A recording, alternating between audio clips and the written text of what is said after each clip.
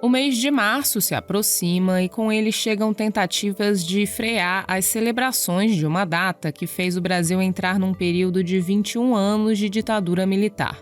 Uma celebração que por muito tempo ficou restrita aos quartéis, depois ganhou corpo em espaços informais e então passou a ser feita oficialmente pelo presidente da República e replicada em declarações oficiais das Forças Armadas. Uma celebração que busca normalizar o golpe que inaugurou um regime de exceção que matou, torturou e censurou no Brasil. Eu sou a Letícia Arcoverde e esse é o Durma Com Essa, o podcast de notícias do Nexo.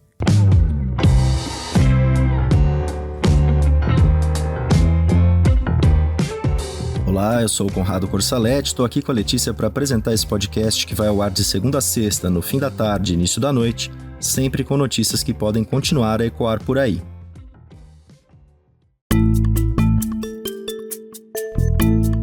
Quarta-feira, 9 de fevereiro de 2022. Dia seguinte ao ingresso na Justiça de uma ação do Ministério Público Federal para tentar evitar a celebração de uma data.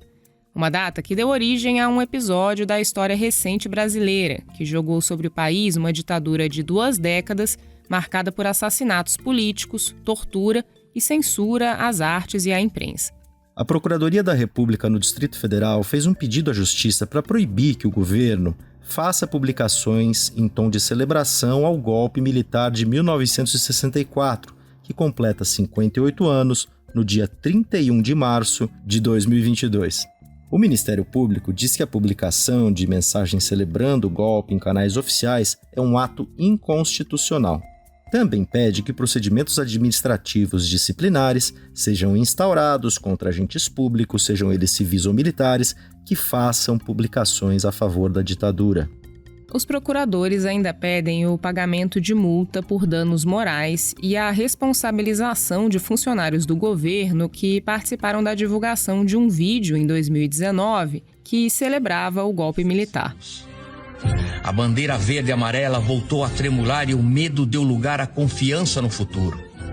O exército nos salvou. O exército nos salvou. Não há como negar. E tudo isso aconteceu num dia como um de hoje. Você ouviu aí o áudio desse vídeo de 2019, que foi enviado a jornalistas num canal de WhatsApp usado pela Secretaria de Comunicação Social do Palácio do Planalto para a divulgação de informações oficiais. Nesse vídeo, um ator difunde uma mensagem a favor do golpe militar dizendo que ele salvou o Brasil do comunismo, um argumento com pouca atração entre historiadores sérios. A imagem começa em preto e branco e depois fica colorida, com a bandeira do Brasil aparecendo ao fundo e o hino tocando. No fim, fica só a bandeira tremulando e a data 31 de março aparece escrita ali. E uma outra voz dá a mensagem final. O Exército não quer palmas nem homenagens. O Exército apenas cumpriu o seu papel. Embora a propaganda diga aí que o Exército não quer homenagens, o vídeo em si é uma clara celebração do golpe militar de 64. Ele sustenta um discurso com um negacionismo histórico que sempre circulou nas Forças Armadas mesmo depois da redemocratização e ficou mais normalizado durante o governo do presidente Jair Bolsonaro, ele mesmo um capitão reformado do Exército. É um discurso que coloca o golpe de 64 como uma vitória da democracia. No primeiro ano de mandato do Bolsonaro, o presidente incentivou publicamente a celebração do dia 31 de março nos quartéis do país. Foi algo inédito desde a redemocratização. Por meio do seu porta-voz, o Bolsonaro anunciou às vésperas da data as comemorações devidas dos então 55 anos do golpe de 64. Depois, diante da repercussão negativa, trocou o verbo comemorar por rememorar, mas ressaltou que não considera ter havido uma ditadura no país durante o período de 21 anos em que os generais ficaram no poder, de 64 a 85. E aí então, no dia 31 de março daquele mesmo ano de 2019, primeiro ano do governo do Bolsonaro, a comunicação oficial do Planalto divulgou o vídeo cujo áudio a gente ouviu agora há pouco. Essa notícia de que entraram na justiça para vetar a comemoração do golpe militar quase virou tradição no governo Bolsonaro. No geral, esses pedidos não são aceitos em todas as instâncias e as celebrações da data acabam sendo permitidas. Mesmo assim, as Forças Armadas evitam fazer grandes eventos públicos de comemoração. Mas publicações como o vídeo que a gente ouviu ou notas oficiais com discursos parecidos são uma constante quando a data se aproxima. Para entender como se chegou até aqui, vale a pena retomar a maneira como o golpe e o regime militar são encarados historicamente.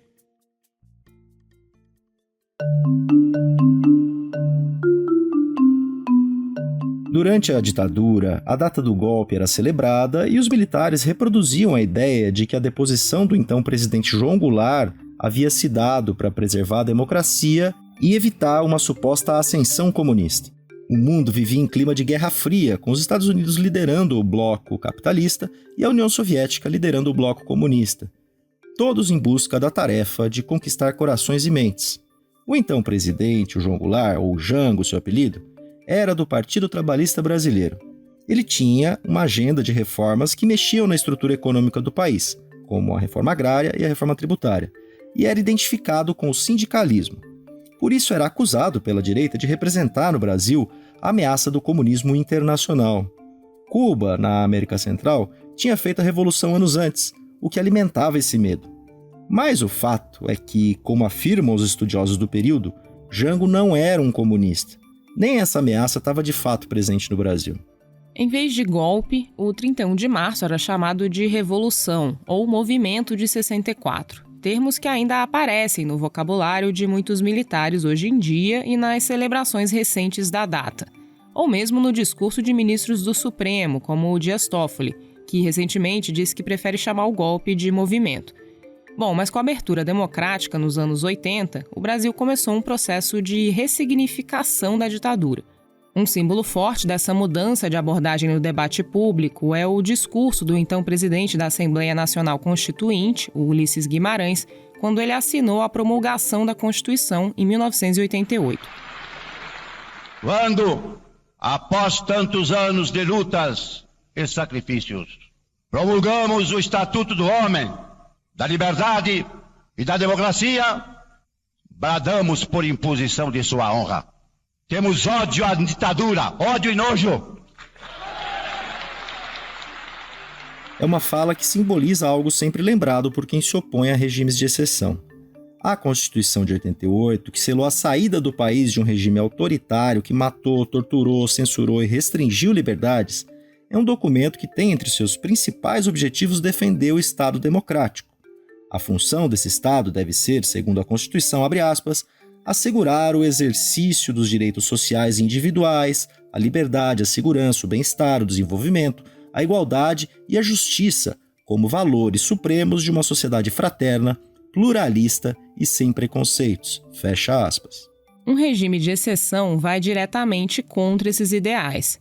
Por isso, a Constituição impõe limites. E é nesse princípio que os procuradores tentam se ancorar quando pedem a proibição de loas oficiais ao golpe de 64. Com a volta dos civis ao poder, depois da ditadura, os presidentes passaram a ser mais discretos em relação à data do golpe. Mas os militares nunca fizeram um meia-culpa a respeito do período da ditadura e sempre lembraram o 31 de março nos quartéis. Aí, em 2011, no governo da então presidente Dilma Rousseff, a data foi retirada do calendário oficial do Exército. A data deixou de ser lembrada oficialmente nas unidades militares, mas continuou a embalar eventos nos clubes militares que reúnem integrantes das Forças Armadas que já deixaram a ativa. Foi também durante o governo Dilma que o país instalou a Comissão Nacional da Verdade, para esclarecer crimes políticos ocorridos na ditadura, como já tinham feito vários países da América Latina, onde agentes da ditadura foram punidos. No Brasil, a punição não aconteceu por causa da Lei de Anistia de 1979.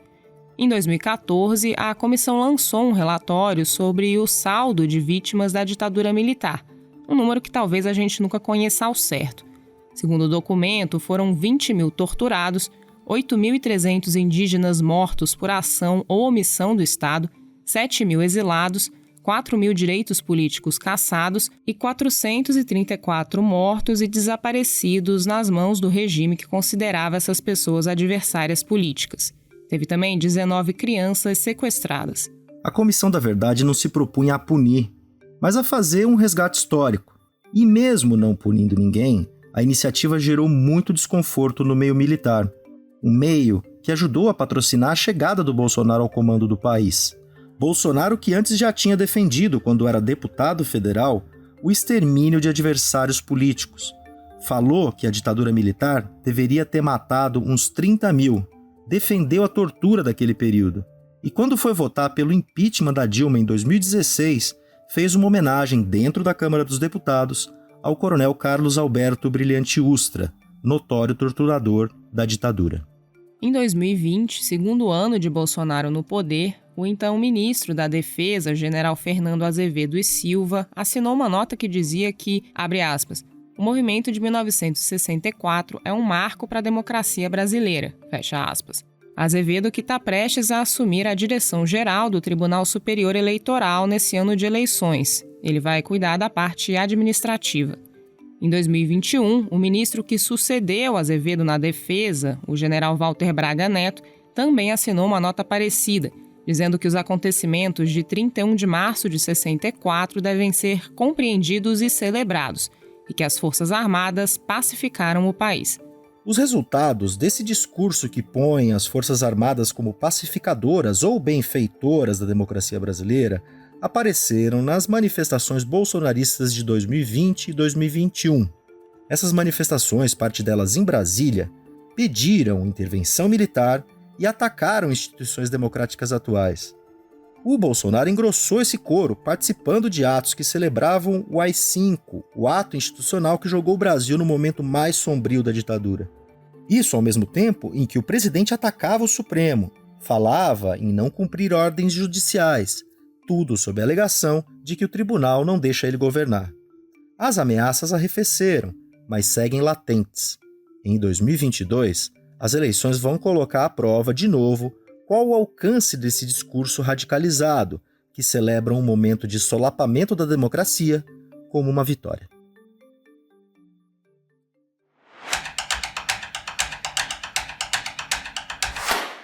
O nazismo, que exterminou milhões de judeus e outros grupos na Segunda Guerra Mundial, está agora no centro do debate público brasileiro. A discussão começou com um episódio do podcast Flow, publicado na segunda-feira, em que o apresentador Monark e o deputado federal Kim Kataguiri defenderam a descriminalização do partido nazista como um ator político, algo que é proibido pela legislação brasileira. O redator Marcelo Rubissec está escrevendo sobre o assunto. Marcelo, conta pra gente como tem sido a repercussão do episódio. Bom, as declarações acabaram tendo uma repercussão muito negativa, né? E foram amplamente repudiadas. Mas mais que isso, também teve efeitos práticos. Depois de defender a existência de um partido nazista com base na ideia de liberdade de expressão, o Monark foi desligado do Flow, tanto do podcast como da empresa. Já o Kim Kataguiri está sendo alvo de pedidos de cassação e de renúncia, vindas tanto da oposição à esquerda como de bolsonaristas. Mas esse episódio do podcast acabou levando a um outro episódio, que foi o do comentarista Adrilles Jorge. Ele estava participando de um debate justamente sobre o caso do Monark, e depois de dizer que ele era contra a existência de um partido nazista e de um partido comunista, ele fez um gesto bastante associado ao nazismo. O comentarista disse depois que só estava dando tchau para os telespectadores, mas isso não impediu que ele fosse demitido pela Jovem Pan. No fim, o resultado disso tudo é que o nazismo ocupou as discussões nas redes nos últimos dias. Eu conversei com o historiador Michel German, que é professor da Universidade Federal do Rio de Janeiro, sobre como pode ser que em pleno 2022 tenha gente que defenda de alguma forma o direito de ser nazista. E ele disse que, basicamente, nos últimos anos, a gente tem visto esse constrangimento em torno do assunto nazismo diminuir muito, a ponto desse tema ser praticamente normalizado em alguns ambientes políticos. E ele associa isso à ascensão do bolsonarismo e do olavismo nesses últimos anos. Aqui um trecho do que disse o Michel German. Essas pessoas que não têm uma posição antinazista e antifascista atávica são pessoas que utilizam o debate sobre nazismo para defender a liberdade de expressão. O nazismo não está mais interditado. Quem desinterditou o nazismo foi Bolsonaro. E aí se espalha pelo crescimento exponencial de grupos neonazistas no Brasil, se espalha pela relativização da ideia de nazismo, se espalha por um deputado federal falar sobre nazismo de maneira clara e aberta. Né? Isso tudo não é produto direto do bolsonarismo, mas é subproduto da relativização e da normalização do nazismo no Brasil. Você vai poder ler a entrevista completa que o Marcelo fez no nexojornal.com.br.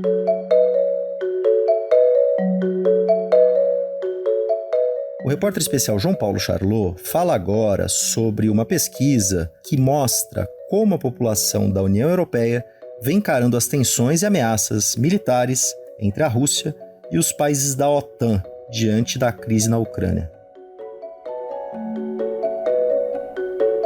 Olá, ouvinte. Olá, amigos do Durma com Essa. A maioria da população da Europa acredita que a Rússia vai invadir a Ucrânia ainda este ano. E a maior parte defende também que a OTAN, que é a aliança militar que reúne americanos e europeus, entre em guerra com a Rússia caso essa invasão aconteça. As informações constam numa abrangente pesquisa de opinião que foi realizada no mês passado pelo Conselho Europeu de Relações Internacionais, que é um centro não governamental de estudos desse setor. A pesquisa foi feita em 7 dos 27 países membros da União Europeia, incluindo as duas maiores potências do bloco, que são a França e a Alemanha. A população dos países pesquisados corresponde a 2/3 de toda a população da União Europeia, ou seja, a amostra é representativa e abrangente. Esse trabalho é importante porque capta o ânimo da população que está justamente na região em que um eventual conflito aconteceria. Outra coisa que chama a atenção é a solidariedade com a Ucrânia, um país que não faz parte da União Europeia nem da OTAN. Ao comentar os resultados dessa pesquisa, os autores disseram que a população europeia parece estar mais coesa e mais solidária em torno dessa causa do que seus líderes que agem de forma ambígua e menos coordenada. Outro comentário dos autores, que vale o registro, é o de que a atual geração de europeus já não se sente num pós-guerra em relação à Segunda Guerra Mundial, que acabou em 1945, mas num pré-guerra, como prenúncio de uma situação violenta que pode estourar no leste do continente a qualquer instante. Como disseram os pesquisadores, a ideia de uma guerra de grandes proporções em solo europeu deixou de ser inimaginável, mesmo que analistas do setor considerem esse fato pouco provável.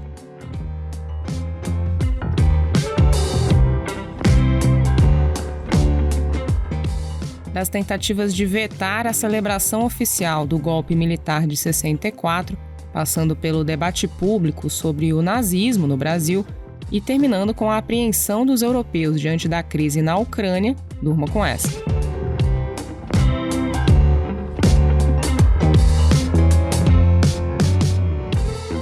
Com o roteiro de Letícia Arcoverde, produção de Conrado Corsaletti, participações de Marcelo Rubissec e João Paulo Charlot e edição de áudio de Roberto Soares, termina aqui mais um Durma com Essa. Amanhã a gente volta. Até!